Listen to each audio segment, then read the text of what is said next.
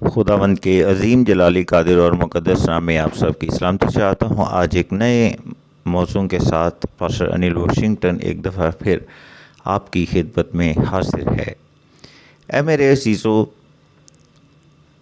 آج جس موضوع پر میں بات کرنے کو ہوں وہ موضوع بڑا ہی مختصر سا ہے، لیکن آپ کی زندگیوں میں بڑی خاص اہمیت کا حامل ہے۔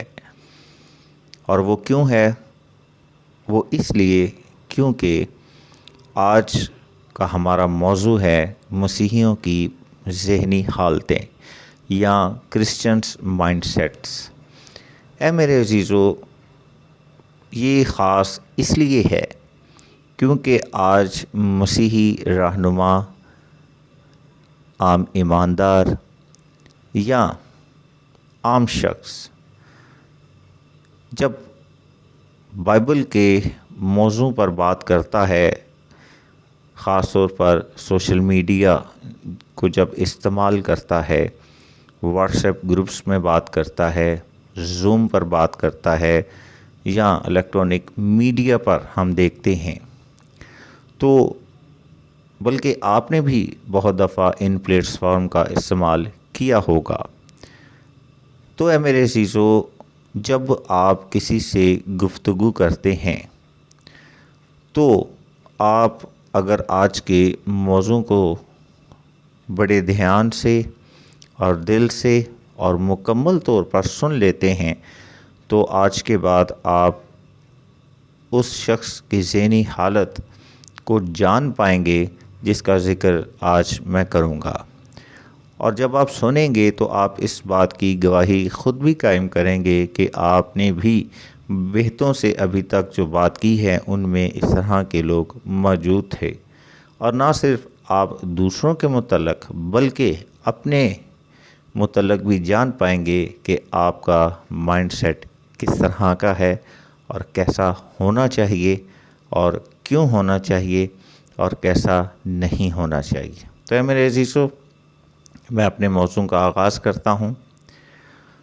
تو اس سے پہلے میں موضوع کا آغاز کروں، میں نے یہ چیز پہلے بھی بیان کی تھی کہ جب آپ خدا سے یا خدا کے کلام سے یا خدا آپ کی زندگی میں کسی نئی چیز کو رکھتا ہے برکت کے طور پر، تو آپ اس کا شکر ادا کرتے ہیں، اور وہ تمام شکر گزاریاں آپ وسیلے کے نام سے یعنی یسوع مسیح کے نام سے خدا باپ کے حضور گزرانتے ہیں، شکر گزاری کی قربانیاں۔ تو اے میرے عزیزو، جب آپ وسیلے کو رد کرتے ہیں تو آپ کی شکر گزاریاں مطلب پرستی پر مبنی ہوتی ہیں۔ تو یہاں کہنے کا مقصد یہ ہے کہ جب بھی آپ ویڈیو کو دیکھتے ضرور ہیں لیکن اس پر لائک اور کومنٹس نہیں کرتے، کیوں؟ کیا وجہ ہے؟ یہ تو میں نہیں بتا سکتا، لیکن دو وجوہات مجھے ضرور معلوم ہیں۔ وہ اس لیے کیونکہ ایسے اقدامات، ایسے اعمال ان کی زندگیوں میں نظر آتے ہیں جو شکر گزاری کرنا نہیں جانتے، اور دوسری بات جو حسد کی روح سے معمور ہوتے ہیں۔ یہ دو اشخاص ایسی ہوتی ہیں جو کہ کسی پلیٹ فارم سے، کسی کے وسیلہ سے فائدہ تو اٹھاتے ہیں لیکن کبھی بھی اسے تھینکس نہیں کرتے۔ یہ اخلاقی اور روحانی دونوں طریقوں سے جو ہے ہم نہ تو بائبل کی روح سے نہ ایتھیکلی جو ہے ہم اس کام کو کرتے ہیں۔ تو روحانی اعتبار سے بھی ہمیں درست ہونا چاہیے اور ایتھیکلی طور پر بھی۔ تو اے میرے عزیزو، میں موضوع کا آغاز کرتا ہوں۔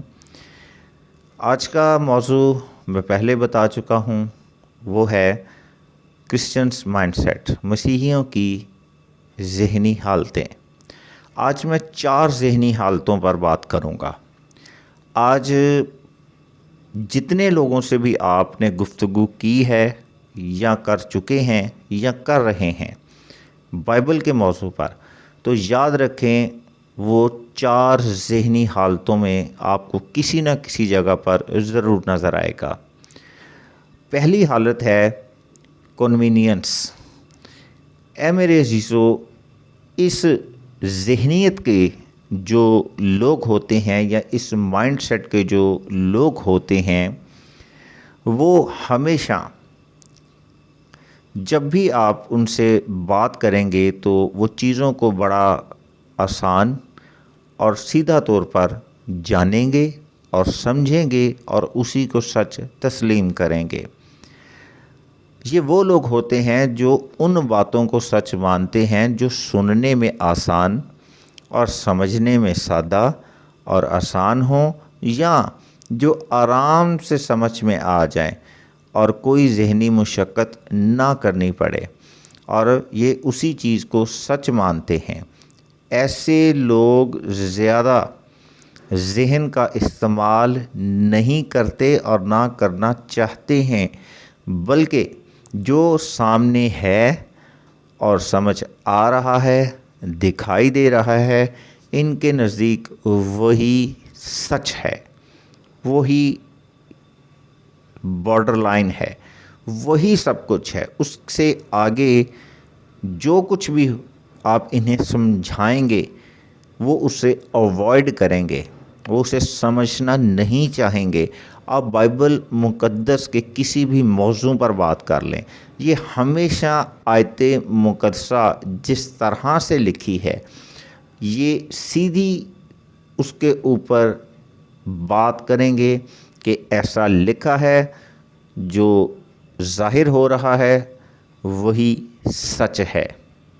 یہ ہمیشہ جو ہے ہارڈ ورک سے اوائڈ کریں گے، یا آپ ان کو سمجھانے کی کوشش کریں گے جس کے اندر ذہنی صلاحیتوں کا استعمال ہو، یہ اسے رد کریں گے یا اس کی جانب توجہ نہیں دیں گے، یا اسے غیر ضروری سمجھیں گے، یا آپ کو اگنور کر دیں گے۔ اور آپ ان کے سامنے جتنا بڑا مکاشفہ، جتنی گہری اور جتنی بڑی روحانی بات آپ ان کے سامنے کریں، یہ آپ کو اہمیت نہیں دیں گے۔ ان کو آپ کی بات سمجھ ہی نہیں آئے گی۔ کیوں؟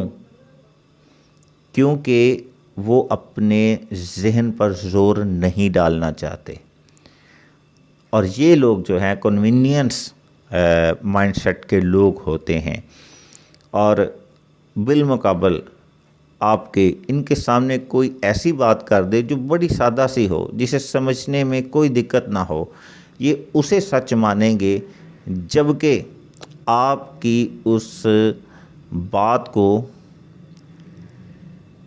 اگنور کریں گے یا اسے سچ مانیں گے ہی نہیں۔ تو اے میرے عزیزو، دوسرا جو مائنڈ سیٹ مسیحی لوگوں میں پایا جاتا ہے وہ ہے انٹیوژن۔ اے میرے عزیزو، اس ذہن کے لوگ جو پڑھتے ہیں، جو دیکھتے ہیں، جو سنتے ہیں، ان کے ذہن میں پہلی دفعہ میں جو انہیں صحیح لگتا ہے اسے ہی سچ مانتے ہیں، یعنی پڑھتے یا سنتے ہی جو پہلا احساس ان میں رونما ہوتا ہے اسے ہی سچ مانتے ہیں، کیونکہ ان کے اندر جو ان کی گٹ فیلنگ ہوتی ہے وہ اس کو ہی سچ مانتے ہیں کہ یہی سچ ہے۔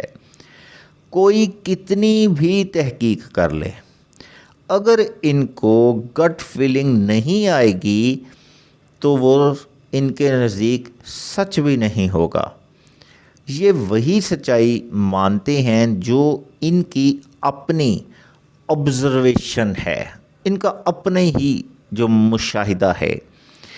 اے میرے عزیزو، اور یہاں پر جو انٹیوژن مائنڈ سیٹ کے جو لوگ ہوتے ہیں، ان کے اندر یہ جو محسوس کرتے ہیں یہ اسے ہی سچ مانتے ہیں، اور جو انہیں لگتا ہے یہ اسے سچ مانتے ہیں، اور جو فیلنگز، جو احساسات ان میں بائبل کی کسی آیت کو لے کر یا موضوع کو لے کر ہوتے ہیں یہ انہیں ہی سچ مانتے ہیں۔ اور یہاں پر جو ہے ایک خاص ایفیکٹ بھی نظر آتا ہے، جسے کہا جاتا ہے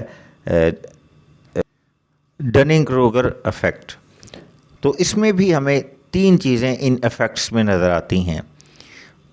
پہلا، یہ لوگ کسی بات کے متعلق کچھ بھی نہ جانتے ہوں تو انہیں لگتا ہے وہ اس کے متعلق سب کچھ جانتے ہیں، کیونکہ ان کے نزدیک وہی سب کچھ ہے جو وہ جانتے ہیں، حالانکہ وہ کچھ نہیں جانتے ہیں. دوسری چیز، جیسے ہی کوئی ان کے سامنے کوئی ایسی باتیں کر دے، ان کو ایسی باتیں بتا دے جو سننے کے بعد انہیں احساس ہو کہ یہ تو کچھ بھی نہیں تھا جو مجھے معلوم تھا، اور جس کے بلبوتے پر میں سب کچھ خود کو ہی سمجھتا تھا کہ مجھے بہت کچھ پتہ ہے، تو وہ یہ جان پاتے ہیں کہ وہ کچھ بھی نہیں ہیں. تیسری چیز، پھر وہ آہستہ آہستہ سیکھتے ہیں، علم حاصل کرتے ہیں، کیونکہ اب وہ اس دائرہ کار سے باہر نکل کر سوچ رہے ہیں اور سمجھ رہے ہیں، چیزوں کو بڑے فریم میں دیکھ رہے ہیں، اور اپنی آبزرویشن کو بھی اپنی باؤنڈری نہیں سمجھتے. وہ صرف اپنے مشاہدے کو ہی جو ہے وہ سچ نہیں سمجھتے. تو اے میرے عزیزو، اس کا ہرگز یہ مطلب نہیں ہے کہ آپ مشاہدات کرنا چھوڑ دیں، آپ کی اپنی آبزرویشن زیرو ہو جائے. نہیں، اس کا مطلب ہرگز یہ نہیں ہے. یاد رکھیں کہ ہر شخص کو خود تحقیق کرنی چاہیے، یہ اچھی بات ہے، اور تمام چیزوں کو آبزرو کرنا چاہیے، ان کو مشاہدات کی روشنی میں دیکھنا چاہیے. لیکن اگر کسی کی آبزرویشن پاور ہی نہ ہو تو اس کی گئی تحقیق و تفتیش کے نتائج بھی اس کے نزدیک تو سچ ہوں گے، خواہ وہ غلط ہی کیوں نہ ہوں، کیونکہ اسے ایسا لگتا ہے، کیونکہ اس کے مشاہدے میں یہ بات اس کے نزدیک سچ ہے. لیکن ایسا ہرگز نہیں ہونا چاہیے. تیسری بات، یاد رکھیں جتنے بھی کمپلیکس ٹاپکس ہوتے ہیں، جتنی بھی عالم بالا کی چیزیں ہوتی ہیں، جتنی بھی گہری چیزیں ہوتی ہیں، وہ ہمیشہ کمپلیکس چیزیں ہوتی ہیں. اور کمپلیکس چیزیں جو ہیں وہ کبھی بھی کنوینئنس اور انٹیٹیوشن مائنڈ میں رہ کر نہیں سمجھی جا سکتی. یاد رکھے کمپلیکس چیزیں نہ تو سیدھی اور نہ ہی ان کا درست ہونا آپ کے احساسات پر مبنی ہوتا ہے. ایسا نہیں ہے جو چیز آپ کو درست لگ رہی ہے وہی سچ ہے. نہیں، ایسا نہیں ہے. ایسا نہیں ہے کہ اگر آپ جس چیز کو سچ محسوس کر رہے ہیں وہی سچ ہے. نہیں، کمپلیکس چیزوں کا تعلق کبھی بھی آپ کے ماننے اور آپ کے احساسات پر مبنی نہیں ہوتا کہ وہ سچ ہے. تیسرا مائنڈ سیٹ ہے کریٹیکل تھنکنگ. اس مائنڈ سیٹ کے لوگ جو ہیں ان کا مائنڈ گروتھ کرتا ہے، اور نہ صرف ایسے لوگ روحانی گہرائیوں تک پہنچ پاتے ہیں بلکہ دوسروں کے لیے بھی ترقی کا باعث ہوتے ہیں اور اپنے لیے بھی. اے میرے عزیزو، یاد رکھیں اس مائنڈ سیٹ کے جو کریٹیکل تھنکنگ رکھتے ہیں وہ ہر بات کو بڑے غور سے سنتے ہیں اور بہت زیادہ ان پر دن رات فوکس کرتے ہیں، ان پر توجہ دیتے ہیں، مشاہدات کرتے ہیں. وہ خود سے جو ہے منفی اور مثبت پہلوؤں میں ان کو دیکھتے ہیں.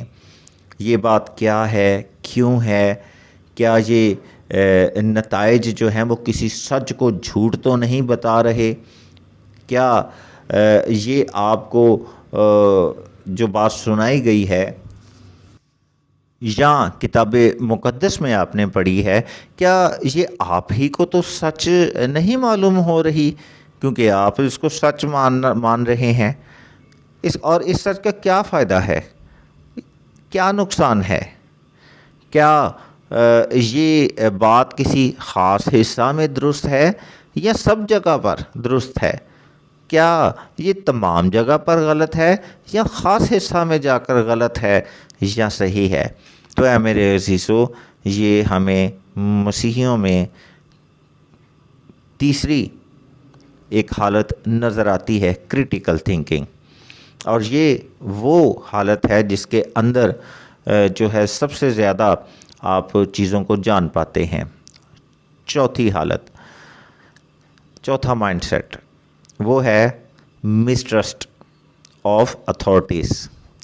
اس مائنڈ سیٹ کے جو لوگ ہوتے ہیں وہ سب سے زیادہ جو ہے اپنے عقلی سوچ سے بالکل محروم ہوتے ہیں۔ ان کے اندر جو ہے بالکل بھی کوئی ذہنی صلاحیت نہیں ہوتی۔ اور یہ لوگ کون ہوتے ہیں؟